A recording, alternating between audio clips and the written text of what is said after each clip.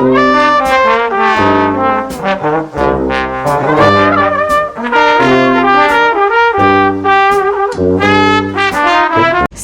நேயர்கள் அனைவருக்கும் வணக்கம். நான் உங்கள் தீபிகா வெங்கடேஷ். இன்றைக்கு சினிமா பட்டியில் என்னென்ன நியூஸஸ்லாம் இருக்குது, சினிமாவில் என்ன நியூஸ்லாம் வலம் வந்துட்டுருக்கு அப்படின்றத பற்றி பார்த்துக்கலாம். முதல் நியூஸ் என்ன அப்படின்னு பார்க்கும்பொழுது, விஜயுடைய மகனான ஜேசன் சஞ்சய் அவர்கள் அவர்களுடைய படிப்பை முடிச்சுட்டு சென்னைக்கு திரும்பியிருக்காரு. ஸோ இந்த விஷயம் ஏர்போர்ட்டில் நடந்திருக்கு.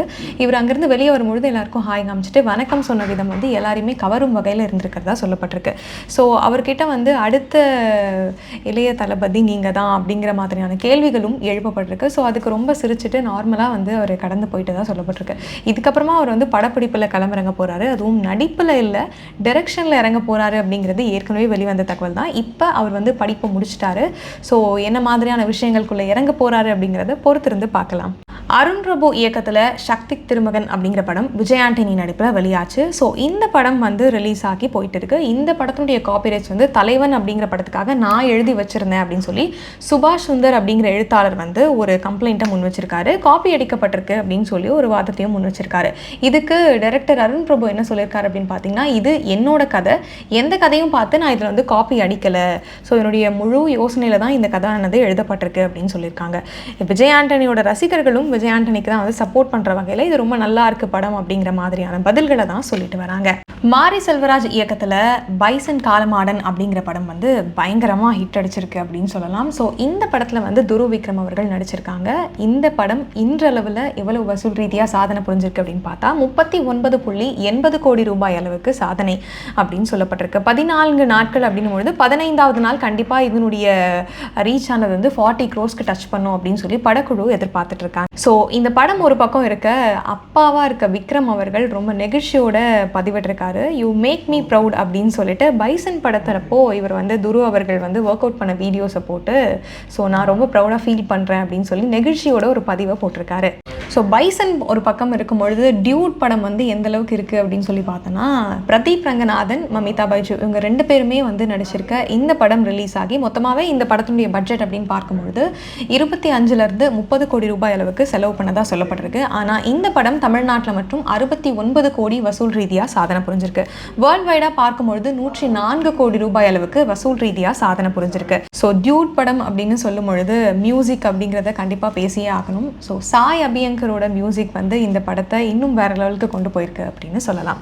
சுதா கொங்குரா அவர்கள் இயக்கத்தில் சிவகார்த்திகேயன் நடிப்பில் ஜனவரி 14ஆம் தேதி பராசக்தி படம் ரிலீஸ் ஆக போகுது. ஸோ இந்த படத்தினுடைய பாட்டுக்கான அப்டேட்டுக்கு தான் ஜிவி பிரகாஷ் அவர்கள் ஒரு விஷயத்த சொல்லியிருக்காரு. இதில் என்ன சொல்லியிருக்காரு அப்படின்னு பார்த்தீங்கன்னா, நீங்கள் கெஸ் பண்ணிகிட்டே இருங்க, மேட் குட் சிங்கர்ஸ் அப்படின்னு போட்டிருக்காரு. மேட் குட் சிங்கர்ஸ்னால் அப்புறம் யார் அவர் குறிப்பிடுறாரு, யார் இதில் பாடியிருக்காங்க, என்ன மாதிரி இதனுடைய மியூசிக் இருக்க போகுது அப்படிங்கிற ஆர்வம் மக்கள் மத்தியில் ரொம்பவே அதிகமாக இருக்குது. ஆல்ரெடி இந்த படத்தில் ஒரு பக்கம் அதர்வா இருக்கார், ஒரு பக்கம் ரவிமோகன் அவர்கள் இருக்காங்க, ஸோ ஒரு பக்கம் ஸ்ரீலீலா இருக்காங்க. இப்படி இருக்கும் பொழுது இது 1969 இந்த படம் இருந்தால் எப்படி இருக்கும், இந்த ஸ்டோரி லைன் இருந்தால் எப்படி இருக்கும் அப்படிங்கிற மாதிரி தான் இந்த படத்தினுடைய கதை ட்ராவல் ஆகும்னு சொல்லப்பட்டிருக்கு. ஸோ படம் வர்றதுக்கு இன்னும் கொஞ்ச நாட்கள் தான் இருக்குது, பொறுத்திருந்து பார்க்கலாம். கேப்டன் மில்லர், சாணி காகிதம், ஸோ இந்த மாதிரியான படங்கள்லாம் பயங்கரமான இம்பேக்டை கிரியேட் பண்ணியிருக்கோம். ஸோ இந்த படத்தை எடுத்த அருண் மாதேஸ்வரன் அவர்கள் அடுத்ததாக லோகேஷ் கனகராஜ் வச்சு இயக்க போகிறாரு. ஸோ இவர் ஹீரோவாக நடிக்க போகிறாருன்னு சொல்லப்பட்டிருக்கு. ஸோ இந்த படம் மக்கள் மத்தியில் என்ன மாதிரியான வரவேற்பை பெறப்போகுது அப்படிங்கிறத பொறுத்திருந்து பார்க்கலாம். டைரக்டர் கிருஷ்ணகுமார் அவர்கள் இயக்கியிருக்க ஜிடி நாயுடுனுடைய ஒரு ஃபர்ஸ்ட் லுக்கானது ரிலீஸ் ஆகியிருக்கு. ஒரு வீடியோ மாதிரி தான் இந்த படத்தினுடைய விஷயங்கள் வெளியாகிருக்குன்னு சொல்லலாம். ஸோ இந்த வீடியோவில் மாதவன் ரொம்பவே வித்தியாசமான கேரக்டரில் இருக்கார். ஸோ ஜிடி நாயுடுனுடைய பயோகிராஃபி தான் இந்த ஜிடிஎன் அப்படின்னு சொல்லப்பட்டிருக்கு. இதில் முக்கியமான கதாபாத்திரத்தில் பிரியாமணி அவர்கள் நடிச்சிருக்கிறதா சொல்லப்பட்டிருக்கு. அது மட்டும் இல்லாமல் சத்யராஜ், ஜெயராம், அப்புறம் துஷாரா விஜயன் இந்த படத்தில் நடிச்சிருக்கிறதா சொல்லப்பட்டிருக்கு. ஸோ டைரக்டர் கிருஷ்ணகுமார் அவர்களுடைய மாடல் லவ் சென்னை அப்படிங்கிறது அந்த அத்தனை காதல் கதையுமே ஒவ்வொரு ஜானர்ஸில் இருந்திருக்கும், ஒவ்வொரு வகையான புரிதல்களை நம்மளுக்கு கொடுத்துருக்கோம். ஸோ இந்த படம் எந்த அளவுக்கு இருக்க போகுது, இவர் மக்களுக்கு என்ன மாதிரியான ட்ரீட் கொடுக்க போறாரு அப்படிங்கிறத பொறுத்திருந்து பார்க்கலாம். ப்ரோ கோட் அப்படிங்கிற தலைப்பை ரவிமோகன் அவர்கள் அவருடைய படத்துக்கு வச்சிருக்காரு. ஸோ இந்த படத்துக்கு இந்த தலைப்பு வைக்கவே கூடாது, இது எங்களுடையது அப்படின்னு சொல்லிட்டு இண்டோஸ்பிரிட் பேவரேஜஸ்னுடைய நிறுவனம் ஒரு வழக்கு தொடர்ந்திருக்காங்க. இந்த வழக்கை டெல்லி உயர்நீதிமன்றத்தில் மனுவாக கொடுத்திருக்காங்க. ஸோ இது எங்களுடைய பிராண்ட், இது நீங்கள் யூஸ் பண்ணக்கூடாது அப்படின்னு சொல்லியிருக்காங்க. ஒருவேளை இந்த படத்தினுடைய தலைப்பானது மாற்றப்படுமா அப்படிங்கிறது தெரியல. பேட் கேர்ள் அப்படிங்கிற படம் சமீபமாக திரைக்கு வந்து நிறைய சர்ச்சைக்குரிய வகையில் பேசப்பட்டது. ஸோ இந்த படத்தினுடைய கிராஸ் ரூட் ப்ரொடக்ஷனும் வந்து இதுதான் தன்னுடைய கடைசி படம் அப்படின்னு அறிவிச்சிருந்தாங்க. வெற்றிமாறன் அவர்கள் வந்து என்ன சொல்லியிருந்தார் அப்படின்னு பார்த்தீங்கன்னா, இந்த படத்தை ரிலீஸ் பண்ணுறதுக்கு நாங்கள் அனுபவிக்காத விஷயங்களே கிடையாது, அவ்வளோ கஷ்டத்துக்கு அப்புறமா இந்த படத்தை ரிலீஸ் பண்ணியிருக்கோம், இதுக்கப்புறமா எங்களுடைய ப்ரொடக்ஷன் கம்பெனி வந்து படங்களை ரிலீஸ் பண்ணாது, இதுதான் கடைசி படம் அப்படிங்கிற ஓப்பன் டாக்கை கொடுத்திருந்தார். இந்த ஒரு டாக் அப்புறமா அந்த படம் வந்து நிறைய விமர்சனங்களுக்கு உள்ளாச்சு அப்படின்னு சொல்லலாம்.